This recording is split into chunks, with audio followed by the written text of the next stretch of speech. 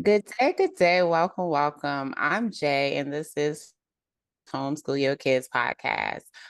Before we begin, look, this is something new for me. So first I want to give a shout out to one of our sponsors for the Homeschool Your Kids Expo 2025 tour, Classical Conversations. They provide curriculum and homeschool support to families. So please make sure you check them out. And also make sure you check out our schedule for the Homeschool Your Kids Expo tour. That begins February 1st and we go all the way until August 9th. So see, because we're coming to a city near you. And today we have with us Dr. Ben. Dr. Ben, introduce yourself. Yeah, hi. Thanks so much for having me. My name is Dr. Ben Moralia. I'm a practicing dentist in Mount Kisco, New York. It's a little town about 1 hour north of New York City. I've been there for 31 years. And more importantly, for the last 2 decades, I've been treating children between the age of 3 and 12 with appliances and techniques that kind of take the focus off the teeth and work on the breathing and the musculature so their jaws will grow better. And if their jaws grow better, then their teeth will kind of go where they belong. And over this process, when you focus on the foundation first and the teeth second, it turns out it has a lot of benefits to do it this way. So basically, getting involved earlier has kind of shown to be a better technique than waiting until later. And when I say waiting till later, I think everybody knows what the traditional technique was. When you turn 12 years old or about that age, you get some braces. And braces at 12 can make your teeth straight, but it turns out the teeth are crooked and they're like a symptom. And so braces focus on a symptom, and you can use braces to force your teeth straight. But the sad truth is that most of the time they'll relapse or they'll get back to crooked when you don't wear your retainer. So braces can straighten teeth temporarily. We take a different approach. If we get in earlier between 3 and 12 and use what we'll call guidance appliances, myofunctional therapy, nasal hygiene, and these are things we'll build out more as we're talking through this. Those things early can help breathing musculature, and redirecting those gets the jaws growing better. And if the jaws will grow better, then your teeth and bite will go closer to where they belong. They might even go to perfect and you don't even need braces. So it's been really a treat to work on the children earlier. And then some of the other benefits are that when you're breathing better, you're sleeping better. And if you're sleeping better, there are symptoms that can go away. And I think we'll be building that out a little bit as we talk more. Yes. Okay, let's talk about the breath because doing yoga teaches you how important breathing is in general, like practicing the different breathing techniques. You didn't even know there were so many breathing techniques until you learn about them. But it's just like, okay, now to learn that it affects your teeth. Yes. So it turns out our jaws primarily grow by proper muscle activity. And so all of the jaws around the face, whether they're on the outside or the inside, the one on the inside is the tongue. So we got the tongue inside and we got our lips and cheeks and face here. All of these muscles are designed to work a certain way. And when they're working correctly, it turns out the jawbone grows really well. So if we look at the history, it's really anthropology that teaches us how the jaw growth is supposed to go. And there's a big difference between, let's say, the pre-industrial, pre-Western living cultures and cultures that are industrial Western models. So when you look at natural, Native American, Aboriginal, Polynesian, like any groups that are not industrialized, prior to industrialization, breastfeeding is followed by hard food. There's an early hard diet. So that infant between 6 and 9 months old, anthropologists recognize as soon as they can grab and hold things, they gnaw on them. So when you can hold larger food and gnaw on it, earlier hard food, your muscles work harder. When these muscles work harder, it makes the bones grow more. So early hard food was very good. That's how humans did it naturally. But then welcome to Western industrial living where things are different. One of the changes with, yeah, I know. And some things are good and some things maybe not so. And then there's that middle ground where we don't even know until someone shows us that, oh, maybe that wasn't a good choice. But what happens with the Western industrial model is the early food for the infant toddler is very soft. We go to the baby food, the mush, or we even puree it, because we're the best parents. So we run over to the market and we get the carrots and we get the celery and we get all these things solid like an apple. And then we blend it till the blender catches fire and then we give it to the kid, because that's the only way you're a good parent. You didn't mush it enough until the blender. If the blender's smoking, then you mushed it enough. Now your infant can have it. So sure enough, I'm doing these things, because you think, yay, I'm going to be dad of the year. And I'm blending it up and I'm giving it. And then I didn't know, I learned anthropology research. It shows the early softer food between, 6 months and then 2 years, when we're giving the early soft food with a spoon or they're drinking it, the muscles aren't working. And when the muscles aren't working, the bone's not growing. And so that's why today we see, after these generations of industrial living, because here today, when we're looking at kids, these kids are 6 and 7 and 8 generations after industrial model. So today in America, it's really unheard of that a child could grow up and have all their teeth go where they belong. Like you don't need braces and your teeth are perfect. And when you're 18 or 20, your wisdom teeth fit in, like all 32. And that was the case prior. Before industrialization, the jaws grew fully and all 32 teeth went where they belong. There was no crowding. There were no bad bites. There would be no need for orthodontics, let's say. But early soft food, weaker muscles don't grow the bone. And so it turns out the bone growth comes from muscle activity. And if we don't have the muscle activity, we don't get the bone growth. What we see in the end is the baby teeth are together, no spaces. So when we see baby teeth together, we know, ooh, the permanent teeth are going to be really crowded. And sure enough, the permanent teeth are crowded. The kids have bad bites. And we turn 11, 12. We're like, oh, you got to get some braces in there. And then sometimes worse than braces, they look in and say, oh, not only do you need braces, but we got to take some teeth out because they don't all fit.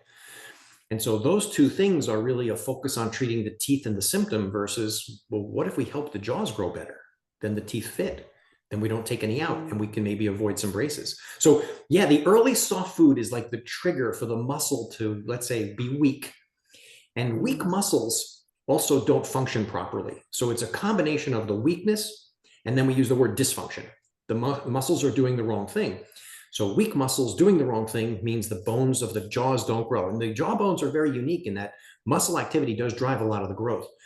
So we switch to the early soft food, and welcome to American industrial model, where almost all kids have crowded teeth and bad bites today. It's very rare to meet one that doesn't. My 8-year-old just had to have two teeth removed because of the overcrowding. Her other teeth were growing in behind, and the ones on top were not loose at all. So it was like we had to get those taken out, and that's wild to hear, because she's an eater too. Like she eat a lot. Like yes, so and that's like, okay to eat a man. lot. Eating is good. We're growing. We want to eat. But the problem didn't happen at 8 or 7 or 6 or 5. It really goes back to the early days, like the early days of that softer food, because the jaw muscles are good muscles to be chewing and gnawing. And it turns out that anthropology research is so wonderful, because today we don't even think about that. Like, oh, you mean an infant 6 or 9 months old can have something harder and gnaw on it? They can. It doesn't mean you give them a grape.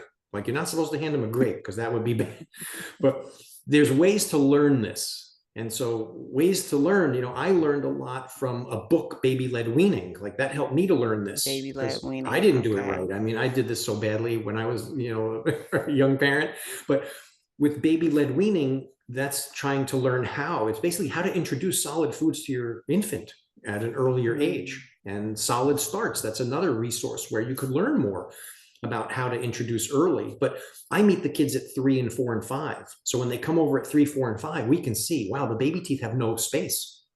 And that's an indicator. When the baby teeth do not have gaps between them all, oh, the permanent teeth are going to be really crowded. So that is all in dental research. It shows that's where we're going. And why wait till the teeth are really crowded? Because it really is the foundation that's the problem. The jaws are too small. So I'm cringing when I hear you have your 8-year-old, they're taking out the teeth. And I know sometimes this does happen, but in taking the teeth out, it's kind of like a subtractive method. We're removing to help things fit, but one domino to the next. What about the next tooth coming? And then the next, do we just keep extracting one down the line? So really the issue for her, and we probably have to have somebody take a look at her for another opinion, because we want to get the jaws growing better. If we could get her jaws to grow better, then they start fitting in. We want the jaw growth. Then we'll address the teeth second. So you and I might chat privately about helping your daughter find another opinion. Yes. Yeah. No, because braces is becoming like more of a norm now. I had braces when I was in eighth grade to about 10th or 11th grade, but it wasn't like a a lot of people had braces. It was like oh, I had braces and maybe like another friend or two. But now it's like I see Right. kids with braces as early as like 9, 10 years old. I'm like, Dad, don't you still have baby teeth? I think you have There braces are baby already. teeth in there. You're absolutely correct that Yes. braces are so common. It's almost all kids are going to need them. And today, parents want to do things for their kids. You want to do the best you can, so they get them. So it seems like most kids are getting braces. Now, the trend you mentioned is very common. The braces are going on earlier. Now, it Mm-hmm. doesn't change the fact that the braces just address the teeth. So braces don't really help the Mm, jaws grow bigger. So while you can use braces earlier, it's going to kind of force teeth straight. You're going to have straighter teeth in the front, but it hasn't made the foundation bigger. So kids who get braces early either are in them a long time or have to have them again. And gotcha. maybe they'll be able to fit the teeth in. If they do fit the ones they have when they're 12 years old in, it's almost universal that the wisdom teeth won't fit. So probably Mm, 90% or more of the wisdom teeth come out of children. Whereas if you do things a little differently and you get your jaw growth early and your teeth fit, once you have the right size garage, you can bring all the cars. And so we would like the I wisdom like teeth to that. fit too. And that's one of the side effects of doing things earlier is that if you can get your jaw size right, have better muscle function, and grow better, not only can you fit the first 28 teeth that are going to get there by 12 years old, but you can actually have your wisdom teeth too and have all 32. And that's wonderful. Mm, yes. So typically your wisdom teeth do not fit, and that people have to get them removed. Yeah, this is true today. So when you look at, going backwards to the anthropology research, most human beings before the industrial Western model of soft food, most humans had all 32 teeth. So when the Okay. skulls are looked at and going back like a couple hundred years and back, most skulls have all 32 teeth and they line up very nicely. Like they're really good jaw growth, really good tooth alignment. And there's little to no evidence of having crowded teeth and bad bites. So when you have that model to show, and then, oh my goodness, we introduce soft food, and one generation to the next, the food's getting softer and softer. Well, the teeth are getting Yeah. more crowded because the bones don't grow as much. And we're at a point today where, depending upon the community you might live in, the wisdom tooth extractions are probably between 80 and 90%. So most kids have Mm, to have them out, and a small percentage, they'll leave them buried in there. But the lowest group, the smallest percentage, is the kids who actually have them come in and fit in there and have 32. Very rare to meet a child today that'll grow up and be 20 years old with have 32 teeth where they belong. That's very uncommon. that is so wild. Because like you said, going through the generations. I remember previous generations, like grandmas telling, "Oh, let that baby chew on that chicken bone." Like let that baby, Yes. like. But yeah, we don't do that anymore because Yeah. my I baby know don't we chicken faded bone. My baby ain't away. about to choke. Yeah. They can gnaw on it. They can gnaw on it. And it's actually it's better when it's the right size. So that's how we Mm, learn about what is good to gnaw on versus what is not. So certainly, like we joked about before, you don't hand a child a grape because that's a bad size and yeah. it's slippery. Like that's not good. But things like I use like jerky, beef jerky, turkey jerky, and um, Okay. so those are things when you think about the pre-industrial, pre-Western cultures, the meat products were cured. So it was curing the meat with salt kind of thing. And that's how they preserved Mm, it. There was no mm, refrigeration or chemicals. So they would preserve, and that's tough. That's like leather. So you could gnaw on that. Like mm. you can hold and gnaw, and so the child gnaws on it. We'll use the muscles, it grows the bones, your teeth line up. So that's the basically little cooking and kind of curing the meat. It's very close to a raw diet. So the consistency is the key. And certainly plants and things you could eat and grow, fish you could catch, like all this stuff. It wasn't prepared in a way that made it mushy. It was like a more Yeah. tougher meal. And kind of so humans basically were built to have a tougher meal, and it's part of the good growth process. And then we switched it to the softer. So yeah, our grandparents knew what to do. Right. So, okay. But what about teething rings? Like, the ones you put in the freezer and they chew on that. Right. Like, how is that? Yeah. So yes, these things exist to like teeth and gnaw on and stuff and satisfy Yeah. that chewing requirement that humans have. The only difficulty with those are, of course, if you look back in human history, those didn't exist. It would be the food category would be your teething ring, like having a piece of leather to chew on, like, jerky, or having a bone or something to gnaw on, or taking a fish. So that was the teething ring then. The teething rings today, there's a couple of things to consider. Number one, what are they made of? What's it made of? What's in it? Is it perfectly healthy for my child to be gnawing on? Is any of that coming off? Because we got to worry about these things now. What are the ingredients? And not every company is perfectly reputable. You never know. So we got to do that category of, is this actually healthy for my child to be, is it plastic or not, right? But the second thing is, a teething ring, it doesn't get, let's say, gnawed on, then a piece bit off, chewed and swallowed. So it doesn't complete the whole motion of the full pattern of eating. It's just compression and gnawing. But eating the food means, well, I take my piece of food that I've got, like that chicken leg or bone, I'm going to gnaw the meat off of it, but it's going to get the piece in my mouth, then I'm going to finish chewing it, then I'm going to swallow it. So the whole process all the way down through the swallow is what gives you the full growth. So the teething ring stops at the point where, well, I'm only gnawing on it, nothing goes in but saliva. Yeah. So it's not that it's a bad thing to do. It's just not the full motion of proper muscle function through the swallowing pattern. And we need the swallowing pattern for good jaw growth and development. So it comes up a little short. So yeah, they're helpful to a certain extent, but it's not the answer. Like, it won't be a replacement for the food changing. And then it's not easy to switch back to that kind of a diet. We're living a certain way. This is the food we have. This is how we do it. So it's not easy to switch, but there are places to learn. Like I mentioned, that baby-led weaning book. I mean, it's a book. You learn about it, you read. Yeah. But today, we meet the kids at 3 and we see already, oh, they have these teeth together, no spaces. And then the bigger connection to go to is, well, let's say the jaws are smaller and the teeth and the baby teeth are together. They're not spaced. And of course, the crowded teeth are coming later. Well, the other thing that's downstream from that is, when our jaws are too small, we don't breathe as well. And we kicked it off in the beginning, like, oh, the breathing and the yoga and all the different types of breathing and methods of breathing. And there's healthier ways to breathe and unhealthy ways to breathe.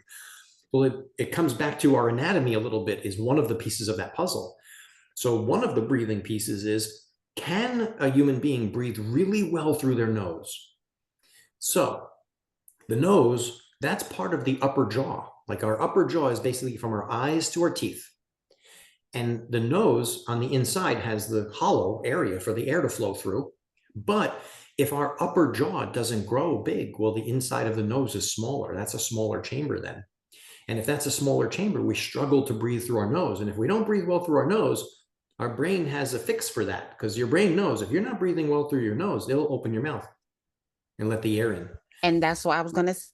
My 8-year-old, once she breathes through her mouth, like every time I look at her, she sleeps, she has her mouth open, even if she's not congested, even if she's not, like, there's no mucus or anything, she just has her mouth open. So I'm like, oh my gosh, this is a correlation. Like, you're teaching me right now. Absolutely. All of this goes together. Yes. Yeah, and you don't have to be congested or have the cold or a flu and a stuffy nose to be mouth breathing. You just have to have smaller anatomy. So if the upper jaw is too small, well, then the inside of the nose is. So basically, like our nose, we see the nostrils, but in here, there's a triangle. So like, even our nose is shaped like a triangle. But if we were to take the nose we see away, underneath our skull has a triangle in there. It's a space. Well, if our upper jaw grows really well, it's a big triangle. But if our upper jaw doesn't grow well, this triangle is this then. So the walls come in. A smaller upper jaw means the side walls, which are my fingers, come together, and the thumbs are like the roof of the mouth. So when you're looking into your daughter's mouth, or any child, we would see the palate be more vaulted, higher up. And so that's why I'm doing this. My fingers, my thumbs are the roof of the mouth. So that the roof of the mouth is the floor of the nose.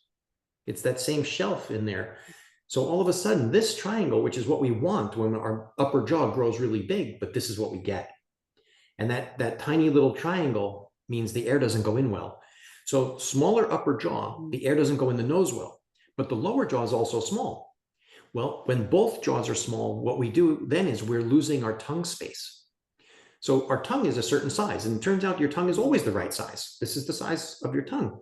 But if your jaws are too small, your teeth are closer to it. Now, if the teeth are closer to the tongue, it has less room when you close your mouth your tongue has to go backward to get out of the way for the teeth. Well, when the tongue goes backward, it blocks the air from getting by.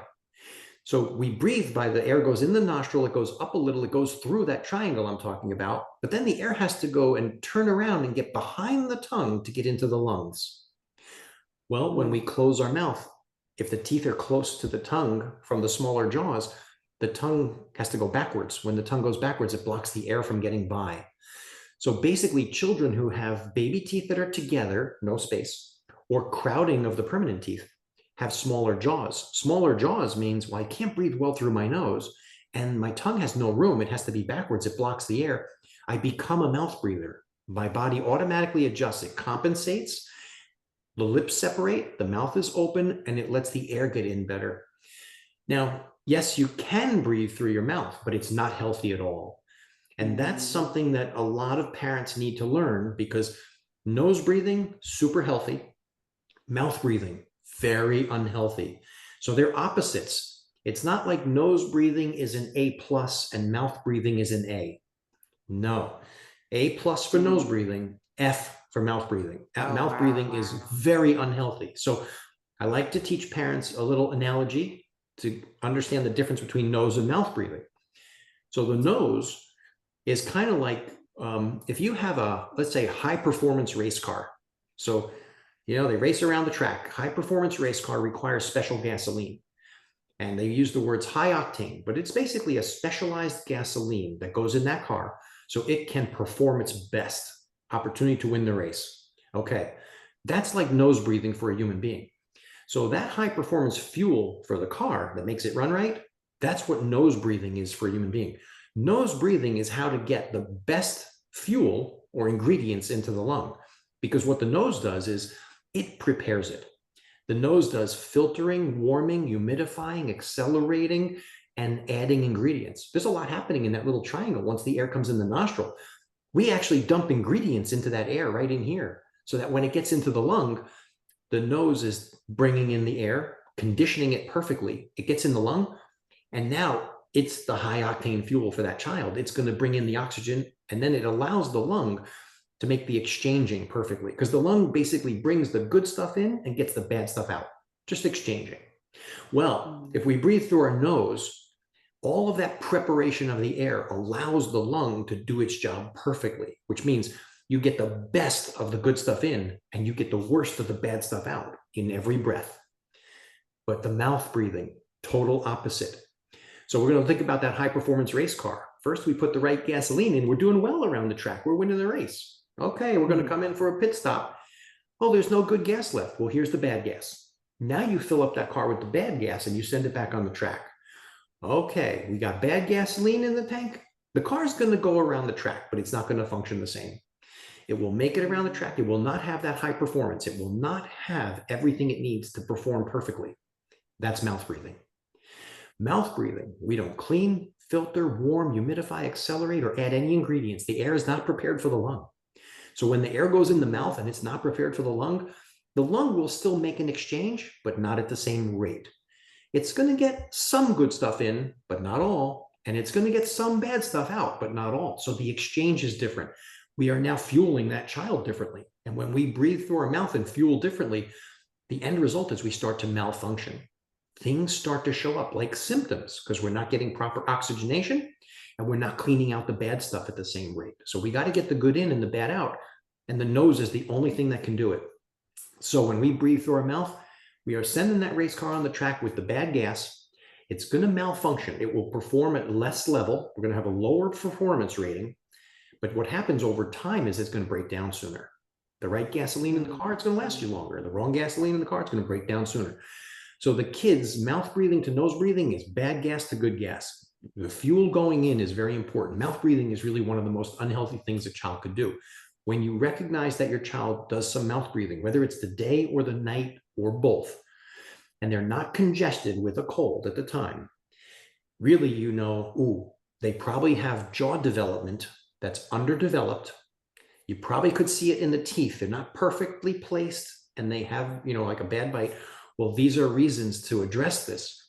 But again, the teeth, like having braces doesn't make more room for the tongue. Having braces doesn't change the nose shape inside. So we don't get better breathing from braces. We really need the jaw growth to make better room for breathing through the nose and more room for the tongue. Because if we grow this garage, the tongue can go forward. And when the tongue has more room, the air gets behind it better. So the key is getting in early, helping that child grow and develop better so they could breathe better, sleep better, and avoid the symptom list coming, which that's the next thing we'll talk about is what are the symptoms that we get from bad breathing? Yes. Well, also, how do we correct that? Like, how do we get the jaw better? Yeah, absolutely. So that we'll go into now that we know the breathing is bad and the muscles are bad. So we have this poor child who's little, and now we know, oh my goodness, the jaws are too small. We can't breathe as well. It probably interferes with good sleeping because what happens when you go to sleep now, bad when you're mouth breathing in the daytime, it's also unhealthy too, but it can interfere with sleeping well. So we talk about the difference between like quality of sleep. So quantity of sleep is one thing. How many hours does the child sleep? That's important.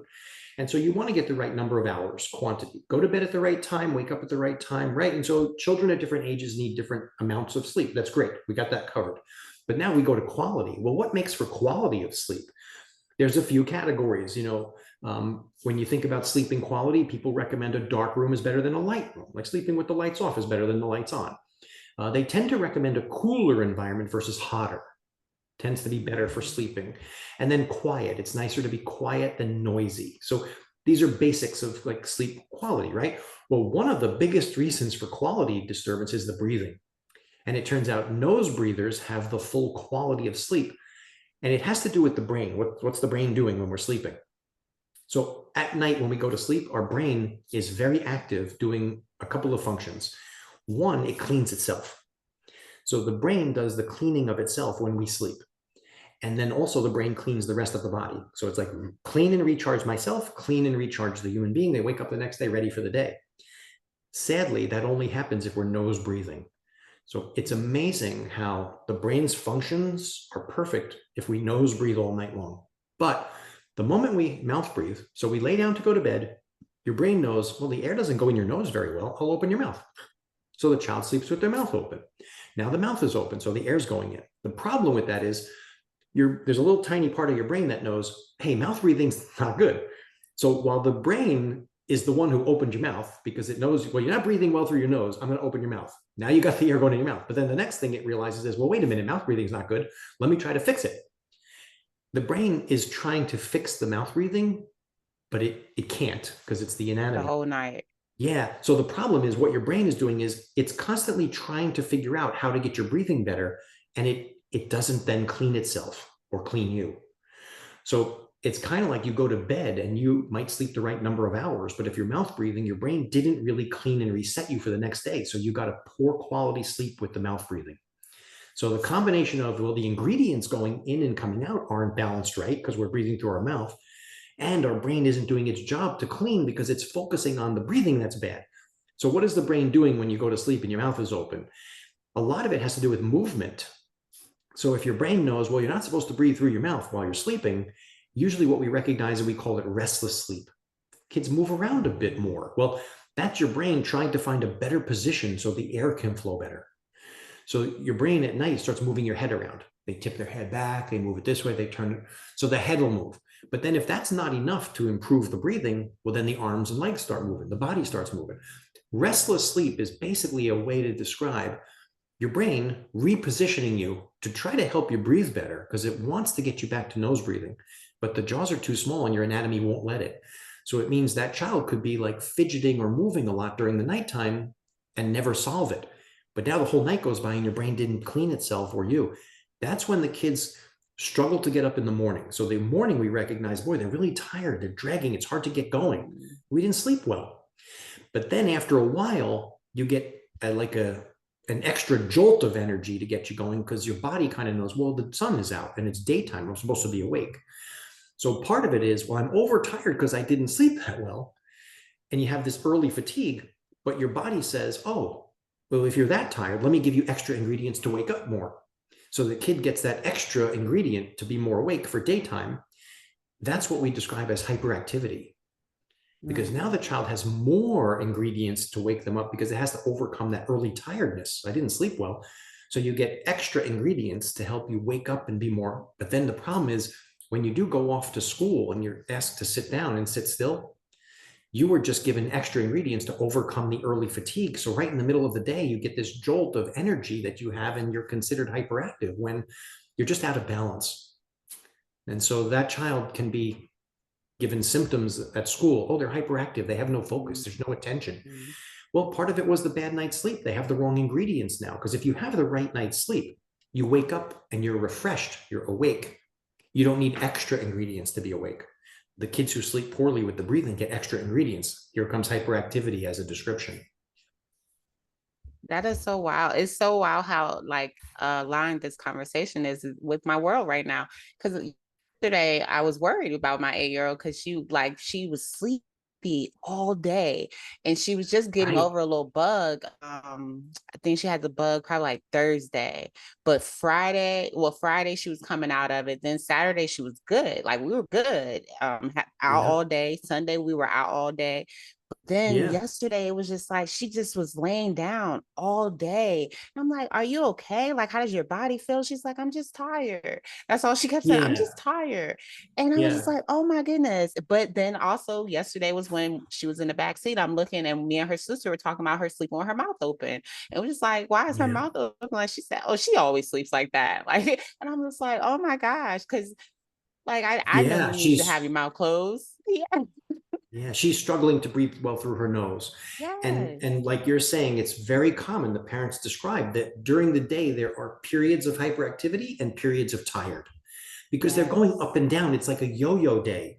You know, they're up high, they're down low. They're up high, they're down low. There's no balance. So the longer, like the fancy words that are out there, they say dysregulation. They're dysregulated. They're not regulated Yes. right. There's no balance. So, you should wake up like perfectly refreshed, not tired, ready Yeah. for the day. You were, cleaned properly. But the kids don't. They have the early fatigue. Then they get that burst of hyperactivity, but then there's a crash. Then there's that tiredness. But then when they're tired, but it's still middle of the day, they get a bolt again. And all of a sudden they're up again. So you can go through, some kids go through highs and lows during the days. And sometimes it's like several days where they're really hyperactive. Then there's a day of crash. Like it ranges, but it's that dysregulation. They're just off. There's no Yeah. balance. And it has a lot to do with the breathing. It's a good piece of the puzzle, the breathing. And I'm also glad we're having this conversation because when I struggled breathing when I was younger, my mom had my adenoids removed. And so like I'm entertaining that. Like, well, does she need her adenoids Mm, removed? Like, like would yeah. that help her better? We should talk But about that. yeah, because what do Yeah. the adenoids do? So Like I haven't researched that yet. So that's what I was like, that's okay. right. And they're a part of the body, and any part Yes. of the body has functions. It's supposed to be doing something. So Yes. the adenoids and the tonsils, they're in there, and sometimes they're bigger. But we have to look at this whole picture because there are people who have a perspective that, oh, if your tonsils and adenoids are big, that's bad for breathing. It gets in the way. Mm-hmm. Makes sense. So your breathing is worse. Let's take those out. That's one way to have a perspective. Okay, my tonsils and adenoids are big. I have bad breathing. I should take them out. Let's think about it a different way. Why are the tonsils and adenoids big? That's a better Mm-hmm. question because we get different answers when we start digging into why are they big. So it turns out that the breathing problem existed first. We have bad breathing, and with the bad breathing, it causes the tonsils and adenoids to become bigger, which Wow. makes our bad breathing worse. Now, the problem is we started with bad breathing and we get tonsils and adenoids bigger because of it. And then it's going to make our breathing worse. So we have at the end, we have worse breathing. If you take out the tonsils and adenoids, you become bad breathing. You go from worse to bad. Not good. Now, here's the pathway. When we start to breathe through our mouth, the air comes into the mouth and it hits the tonsils at the back of the throat. So the tonsils get the air first. But when we breathe Mm-hmm. through our nose, the air goes past the adenoids first. So through the nasal cavity, then the adenoids, the air passes the adenoids, then it gets to the tonsils last. So the tonsils are supposed to be the last thing the air sees before going in the lung. But when we breathe in our mouth, it hits the tonsil first. We're using the system backwards. So if you run the vacuum cleaner correctly, the dirt goes in it. If you flip the switch and run it the wrong way, the dirt goes all over the room. So if we breathe in our mouth, we're bringing in that bad air that hasn't been filtered, cleaned, Filtered. humidified, warmed. Yeah. it's already prepared by the time it hits the tonsil. If we hit the tonsil first, we're not even having a chance to handle it. Well, what happens is that air coming right to the tonsil irritates it, and it irritates it enough to make it swell. So starting point is just breathing in the mouth. It hits the tonsil first and air going backwards a little bit into the adenoid above it. So we're using the mouth wrong now. We're breathing through the mouth. It hits it first. So mouth breathing comes from the jaws are too small. We can't breathe through our nose. So the jaws are too small. I can't breathe well through my nose. My brain opens my mouth for me. I breathe through my mouth. The air comes in. It irritates the tonsils and adenoids. They get bigger. When they get bigger, I'm breathing worse. So the tonsils and adenoids being bigger, that's a symptom. That's not the cause of the bad breathing. We had the bad breathing first. Now, tonsils and adenoids, they're part of the lymphatic system. They're part of a cleaning system for us. They're supposed to be filtering the air and cleaning things. So they help to keep us clean. They're part of the immune system, the lymphatic system. Well, Oh, wow. the lymphatic system runs off the diaphragm for breathing. So when you breathe through your nose beautifully and you have really nice breathing, and back to the yoga and good breathing technique, you're using your diaphragm correctly. So good breathing technique means the diaphragm's pumping up and down, because the diaphragm comes up when we exhale the air, the diaphragm goes down when we inhale the air, you know? So the diaphragm's moving up and down with good breathing through the nose. That's like a pump. Well, what the diaphragm movement does is it helps move along or drain the lymphatic system. So the lymphatic system gets its motion of the movement through the diaphragm pumping up and down with good nose breathing, right? Well, the tonsils and adenoids, if the system is running right and the diaphragm is doing its pumping, then everything's flowing and draining from the tonsils and adenoids. But when we don't breathe through our nose and we breathe through our mouth, the diaphragm, it turns out, doesn't move as much. So mouth breathing is more correlated with like chest muscle activity. The chest muscles move more than the diaphragm. Well, if the diaphragm stops moving as much and the lymphatic system backs up, it's like a clog. The tonsils and adenoids get bigger because it's not draining. It's the water in the sink when there's too much hair. Too much hair in the drain, all of a sudden the water's not going to go down. Well, now your lymphatic system gets backed up because the diaphragm's not going up and down nicely. And sure enough, the change in the breathing through poor air quality coming in and hitting the tonsils first makes them get bigger. And the reduced diaphragm movement makes them swell and get bigger. So it turns out the research shows most children who have their tonsils and adenoids removed will show an improvement in the breathing initially, but then they will regress back to the same problem they had. And so we're not a fan of taking the tonsils and adenoids out as a first step. It really becomes a last resort. The goal, if it's bad breathing, gave me the size. What if we make the breathing better? Can they shrink? And the answer is yes. So our goal is to get involved early with the jaw growth and development, because if we get our jaw growth and development back, we breathe better.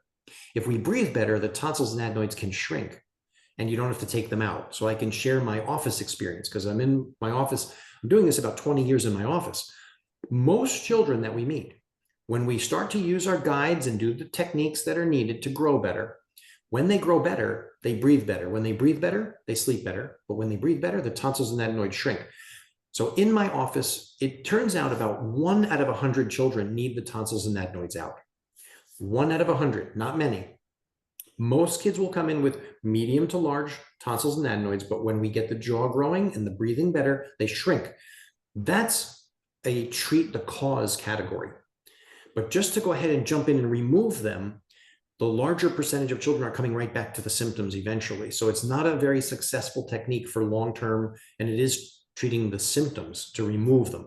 So we wouldn't want your daughter to have her tonsils and adenoids out. We really don't want anyone to have them out as a first choice.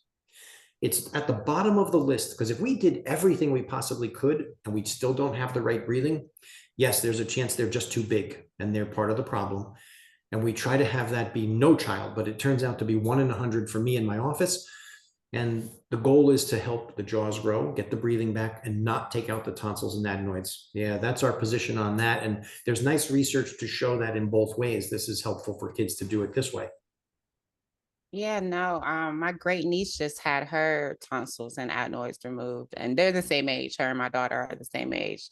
I don't promote like removing body parts that I just feel like, I feel like they're Yeah. all needed, like you stated, like they're all there for a purpose. So it's like, okay, well, what can we do? And I don't want to treat the symptom because, like you said, that is normally what's Mhm. treated is the symptom, not the cause. So I'm just, Right. like listening intently because, okay, because we got to get to like, okay, how do we grow the jaw? Like, what do we do? Like, do Yeah. I What do we need to give her do? a teething ring? What do I need to do?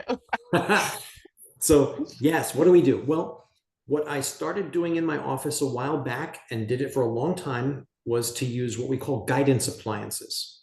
And guidance appliances, if you held one up and looked at it, it would look like a little mouth guard that you would say, oh my goodness, the kid's going to run around and play football or baseball or lacrosse or basketball, football, whatever it is. They're going to play a sport and that's going to protect their teeth. It looks like a sports guard, but it's actually designed that when a child wears it, it will promote nasal breathing because when it's in place, you have to breathe through your nose. So we combine it with nasal hygiene. So we recommend natural nasal products that you can use to help clear the nose. You put your guide in. When you're wearing your guide, number one, you will be retraining the nose breathing. So it's almost like I'm going to put a guide in my mouth, close, and now I have to breathe through my nose. We've got to retrain the nose breathing. But what the guide does, even more important than that, is it helps the tongue do its job right. So all of a sudden, when our jaws were small and our tongue wasn't doing the right job and our muscles were weak and dysfunctional, we need to correct that. So when the guide goes in, it makes the tongue go up and down. Basically, the tongue is supposed to be resting up high in the palate, or when the tongue is swallowing, it's supposed to be up into the palate, up and down swallow. But because of the weak and dysfunctional muscles from the soft food, the tongue really just functions low. It stays low. It's just a drinker. It doesn't have to compress up to the vault. So there's differences between chewing swallowing and drinking swallowing. So basically, the tongue has been conditioned to have softer foods, liquids all the time. Well, we got to get that tongue working up higher. So the guide has features that when it's popped in the mouth, the tongue works up to the vault. It works higher and lower. So now the tongue is working for us. But then what the guide does is when you pop it in and the child smiles, you can actually see the guide. It gets between the teeth and the lips and cheeks. So it rests in there. That's kind of like what we'd think about, oh, they're running around to play a sport. But when it gets between the lips and cheeks, it pushes out on those. It puts a layer between them because we don't want the lips and cheeks squeezing on the teeth because that's working us smaller. If the lips and cheeks are overworking, squeezing, squeezing, squeezing, it crowds the teeth. It keeps moving things in. What we need to grow wider and forward is the tongue doing all its work and the lips and cheeks not doing any work.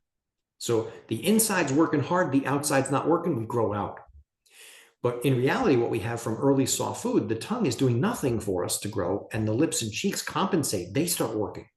So what you notice is children might chew with their mouth open because they need the air to get in there too. They start to learn a pattern of chewing with their mouth open. But in order to swallow, they have to close the lips and use the lips and cheeks to swallow. So I'll come really close to the camera and display it for your audience. I'm doing this for your audience. So they start, when you notice, they start using their lips and cheeks to help swallow because if the tongue isn't swallowing properly, it needs help. Well, that pattern of the tongue is doing it wrong and the lips and cheeks are helping, that's squeezing in. That's how we remain small and don't grow out. So the guide flips that on us. Basically, the guide gives our tongue back its strength and function by working correctly, and it pushes away the lips and cheeks so they're not allowed to help you swallow anymore. So we wear a guide for 1 hour a day. And that 1 hour a day, it's like a trainer to help train the muscles to behave and be more balanced. When the muscles are behaving and more balanced, we grow better. So 1 hour a day plus bedtime. And we combine that with the nasal hygiene. So we're going to keep our nose clean. We recommend several times a day with natural sprays, blowing the nose with tissues, using the spray, blowing again, clean it out, wear my guide 1 hour a day, plus wear it to bed. Now you're getting your muscles working for you and you're training them. So 1 hour a day is kind of like going to the gym. If you go to the gym an hour a day and have the right trainer, you could do very well. Like everybody, I think, understands if you had a year in the gym an hour every day with the right trainer, you're going to walk out of that gym very happy. Like you're going to look amazing and be like, wow, look what I did, right? Well, that's like the difference from, well, my child had early softer food and their jaws didn't grow so well, so the muscles aren't right. It's like the first day you walk into the gym, January 2nd, your resolution. Well, I had a bad year. I ate the wrong food and I didn't exercise. It's been a bad year. I'm going to go to the gym. I'm going to get this back. Well, you're starting at step one. But now it takes 12 months and now you're better. You can't have your body in a week. People know Right. you're not getting, it's not going to We be a would week. like it. And Yes. yeah, we wish, right? We wish it could be a week, but you got to get that back over time. And so the jaws, it takes time. It's not a sprint, it is a marathon. So what you're slowly doing is you are working the jaw muscles with that trainer. And then there's one other thing. So there's nasal hygiene, wearing a guide, and myofunctional therapy. So orofacial myofunctional therapy, some people have heard of this, some people haven't, but those are the professional words, orofacial myofunctional therapy, for physical therapy for the jaw muscles. And really, it's working with the whole head and neck for breathing, muscles, and posture. And when all of that is combined, and the orofacial myofunctional therapy, we can refer to someone in our community, we could do it in our office, or what I'm adding this all up to be is we combined it into Tooth Pillow. And Tooth Pillow is a company that does this remotely. And so what we do is we combine the nasal hygiene, the guidance appliances, and the myofunctional therapist, just like we're doing in Zoom. So it turns out you can do the exercises of the jaws with someone on a screen mimicking it. You don't have to go to the gym to do this one. You can do it right in the computer. So we combine myofunctional therapy, the guide use, plus the nasal hygiene, and these three things can be done remotely.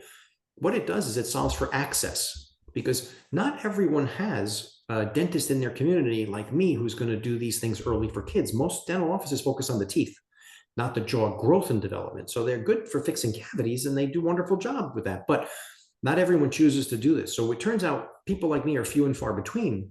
We don't have access. Tooth Pillow was built a few years ago so that we could provide access to people. And number two, solve for affordability, because something, when you go to a dental office, you're definitely paying fees that support that office running for a profit. Well, there's no building to support. There's no office to pay. So basically doing this remotely, it's a fraction of the cost. So we solved for access. Anybody in the country can submit their child to see if they're a candidate for Tooth Pillow. Can we help them remotely? We can work between 3 and 12 years old. And then you're connected via an app. And on that app, we connect you to Zoom. So we could do the myofunctional therapy exercises together with the myofunctional therapist one-on-one. We can wear our guide with instructions along the way, and you're able to send us photos and we communicate back and forth. We have a full support team that helps the parents and guides them along the way. And we have treating doctors in every state that oversee the treatment. So I'm one of the founding members. We have a wonderful team in place, and we have over 40 support team members that help all the parents around the country. And we now have over 70 doctors representing all 50 states. So you actually have a state doctor for the state you're in, observing and following the treatment along the way. And Tooth Pillow basically was kind of born to give access at affordable rates to children anywhere whose parents decided that they'd like to have this opportunity for early treatment to help with jaw growth and development for better breathing, better sleeping, and healthier child. And all of this is geared towards treating the cause category versus the symptom, and all of it geared towards doing it as naturally as possible. And then we have a wonderful opportunity through, obviously with Zoom and everything, that parents don't have to start traveling around great distances to find people who do this. So the answer is Tooth Pillow is a good choice to check into whether or not your child's a candidate. Now, the good news is most kids are, but there are some that I have to deny. I can't do it with Tooth Pillow because there are some kids who might have such a severe condition that they need to go in an office. So for the ones we can treat, we're happy to, and we do our best. But then the kids who we can't, what we do try to do is help the parents find the right office. Because that's important too, because not every office does, let's say, growth and development. Some offices do subtraction or extraction. They take teeth out. So remember, there's different perspectives. Some people see, yeah, the jaws are small. If we grow the jaws, the teeth fit. There are people who look and say, oh, there's too many teeth. They just don't fit. Let's just take them out. They see it differently. And I don't even know how. That's the majority, I feel. I know, and it's so sad, but they're taking teeth out. Still, they're taking teeth out on kids. And that is the last thing the children need. They don't need extractions. They need jaw growth. So we try to guide you to the right office. And now that we have this nice network and location ability, we can help you find the right place, because a couple of things I like to tell parents to be careful about is taking teeth out. You always want to look into that before doing that. Let's have them have another opinion, and if anything with Tooth Pillow, we can, you can visit the website, toothpillow.com. A lot of the things we talked about are in there. We built a website for education for parents. So it has almost all the topics we're talking about built out even farther. So if your child has symptoms like bedwetting or ear infections or nightmares or stomach digestive issues, there's so much more to this puzzle. But a lot of it is related to breathing and sleeping and jaw development. We built it all into the website. So toothpillow.com helps them learn more. And there is a little button, is my child a candidate? Because then they can send us some information and some photos. And I screen most of the kids with my colleague, Dr. Callie Hale is in there too. And we screen the children because then we know when we see the photos and the information, can we help them remotely or do they need someone in the office? And most kids, yes, we can do it. Some we have to refer, but then we'll help you to find the right place so you can have good quality care instead of just extracting teeth. That's a bad thing. Yeah, no, that is amazing. I wish we would have had this conversation about a month ago, but yeah, no, That's okay. thank you. No problem. I'll be looking for your child because you should submit her into Toothpillow so I can evaluate her. If you Indeed, send indeed. her Oh, in yes, there. I was going to ask more questions after we finish recording because I definitely Sure, have more sure. questions. But um, okay, toothpillow.com is where we find you. And Toothpillow is, like you said, there's a representative in each state, Yes. right? Yes, we have a wonderful network now. So, We have support team members that help parents guide them along the way, and we have doctors representing every state that are similar to me who have used these guides and myofunctional therapy. And we also have a myofunctional therapy team, obviously, because we're connecting the parents to myofunctional therapists to do Zoom meetings and do the training online instead of going to physical offices. So we have the entire myofunctional therapy team as well. And so these are all things that are built to help parents so that they can have their children growing better, breathing better, sleeping better. And there is a percentage of kids that will never need braces then. If you do this all well, you don't need the braces for a lot of kids. Some will, some will. It's not, and it doesn't cure everything, but it gets you going in the right direction and you'll improve. So for the kids who do need some braces, what happens is if you didn't do anything early and you get to 12 years old, you're probably going to have braces for 2 or 3 years because the crowding today is crazy. And they're going to do 2 or 3 years of braces with rubber bands and sometimes take out teeth. Well, if we do our early work really well, there's a percentage of kids who don't need braces. But the ones who do only get them for like 8 months. You might get braces for 8 months, 10 mm, months, something small. You're finishing the job because you've got a big improvement. So it's not like you would do this and then, oh, I still need braces for 2 or 3 years. No, no, no. You might need them for a short amount of time to finish the job, but remember, our goals are the breathing, the jaw development, the muscle activity. When we get that going, the teeth get really close to where they belong. But if they're not perfect, then we want to help you a little longer. You get a little bit of braces. And some people even use clear aligners at the end when you're 13. You could do clear aligners today. It's so easy and nice. Yeah. mm. No, this is amazing because I just had a conversation with a young lady who was talking about the correlation with kids being able to see and hyperactivity or kids being the lack of being able to see properly and just how Right. that correlates with so many other things. And now you're talking about the correlation of their jaw not growing and that, Mm-hmm. branching off to so many other things. And it's like, the more you know, I mean, Yeah. really, the more you know, it's like crazy. Oh my gosh.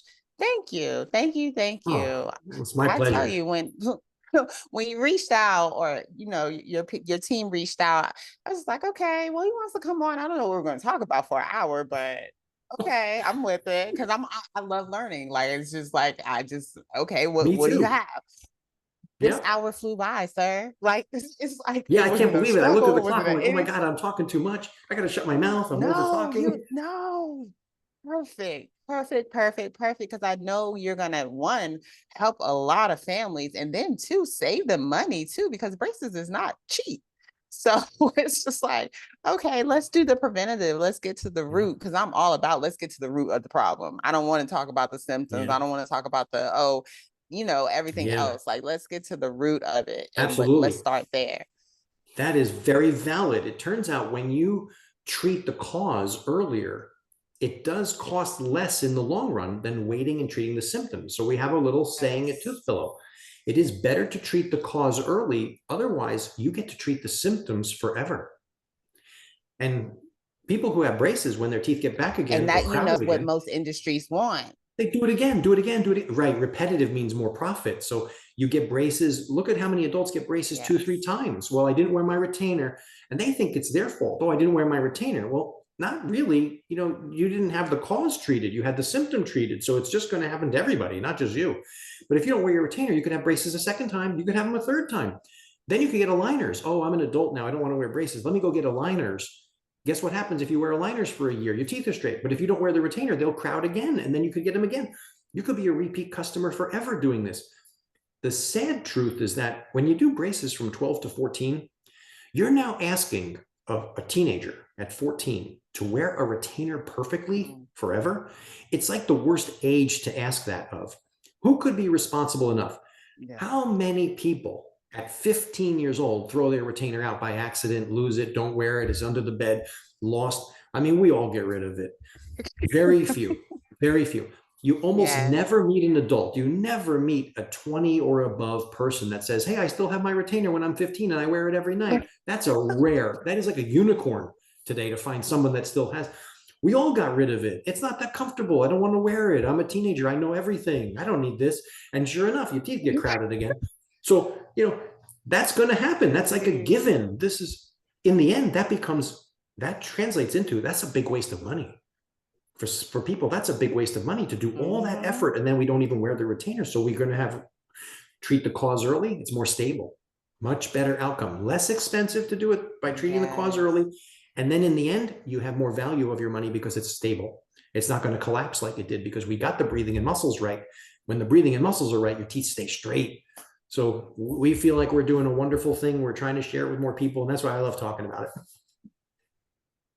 Yes, no, I appreciate you reaching out because I mean, my audience, everybody has kids. So, and like I said, the alignment of this conversation with what literally I was just talking to Morgan about, like, yo, are you okay? Like, I was working on my baby yesterday, and now it's just like, oh my gosh, okay. So maybe we need to do more yoga. Maybe I need to work on your breathing techniques. But no, I'm going to talk to you about it. And we're going to look at toothpillow.com and see what else we can do because it definitely is an issue for her. So yeah. Definitely. Oh my gosh. Okay. So before I let you go, you've already given parents so much to think about and to consider in regards to their children.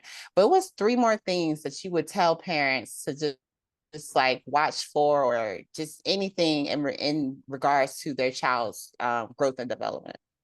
Certainly. Yeah. So I would say number one would be definitely look for other opinions when people are telling you, oh, that's normal, or they'll outgrow it, or that's not something to worry about. And I think a lot of parents know what that means because parents bring their kids when they see their kid is struggling, even if it's a little bit, they bring their kids for help, and they bring them and they say, look, I see this, this, and this. And a lot of places, whether it's the medical or the dental, will say, oh, don't worry about that. It's normal. They'll outgrow it. That's a red flag. What that means when someone tells you it's normal or they'll outgrow it, trust your gut instinct. No, I brought my child because I think they need help. They do. And you just have to go to the next opinion. You have to get to someone who says, I'm listening to you and I hear you. And guess what? That is unhealthy. And here's how we help you. That's the answer you need. When someone says it's normal and you'll outgrow it, what they're telling you is, I'm going to translate that. They're telling you, I don't know what to do about that. I have no idea what you're talking about. I don't even know what to do with that. That's why they say it's normal and you'll outgrow it. And it's like, please go away and come back in years to come. They don't know how to help you. So be careful with hearing it's normal and you'll outgrow it. You got to keep looking because you're right. The parent is right. There's something your child needs help with. Don't accept those answers. Back down to the dental thing, I would say, be very careful when someone says they want to extract teeth. I would tell the parent, do not let anybody do that ever. You have to keep looking for more opinions because removing something doesn't necessarily solve any problem. It's just making more room for the teeth that are there. But what about the ones coming in? There's more coming. It's like kick the can down the road kind of thing. The problem's going to come back in 6 months for the next tooth coming in. So we got to look more at the jaw growth versus removing teeth to fit in. So I would say it's a red flag if they say, take teeth out. You want to say, no, I need another opinion. We got to go somewhere else and keep looking. And if you need help finding other places, toothpillow.com can help you find a place near you. We know a lot of people now. And then a third thing I would say to watch out for would be the people who just say, wait, and we'll do it later. Because in dentistry, some parents know, like, wow, I can see my 5 or 6 year old, I see the new teeth coming in and there is no room. It looks bad in there. They bring them to the dentist and the dentist says, well, they're only 5 or 6. There's nothing you can do. You have to wait. Again, the parent is right. When your gut tells you, I can see my kids' teeth are looking bad, well, they bring them in, and a lot of places will tell them, let's wait. That is always the wrong answer. So it does translate into that office might not be aware of what's available and what to do and how to help your child at 5 and 6. What they do, they know what to do at 12, but you don't want to be treated at 12. Why should the child go from 5 to 12? They only get worse. So you do want to have early treatment. The parents are right. Trust your gut instinct. Your child is struggling. They need help. Don't wait. Don't be told it's normal. Like, you got to keep digging. And we at Tooth Pillow are here to help you. That's what we're here for, is to help you get treated early, to help you. And it turns out a lot of the symptoms that parents are looking for help in are related to all of this. Like, parents are taking their kids for bedwetting, digestive issues, earaches, headaches, ear infections, and all of these things are related. And when you get your breathing and muscles and your jaw growth back, you watch those things fade away. So it's incredible how it's all related to the jaw growth and development, the breathing and sleeping. So we're able to help a lot of kids remotely, and that's wonderful. So parents could have access. And I would say, yeah, be careful when you're hearing things that don't sound right. Your gut instincts are right. I'm giving parents permission to say no. It's okay that to say no. Like, you don't have to treat the symptom every time you bring your child and they say, oh, this is for the symptom. Do this, do that. Keep digging. We'll find you better places. Yes. Thank you so much, Dr. Ben, for the work you're Oh, doing. my Thank you pleasure. for coming on here to share your voice and your knowledge and wisdom. Thank you, thank you, thank you. Parents, make sure you reach out. You have questions, concern. It's wild to know all of the things that can be rooted to growth. Jaw development is really wild, but like he said, Yeah, trust your gut. You know them; they came through you for a reason. Trust your gut, listen to yourself, and seek a second opinion. Yes, yes, yes. I love all of that you gave. definitely. Parents, Thank you. homeschool your kids.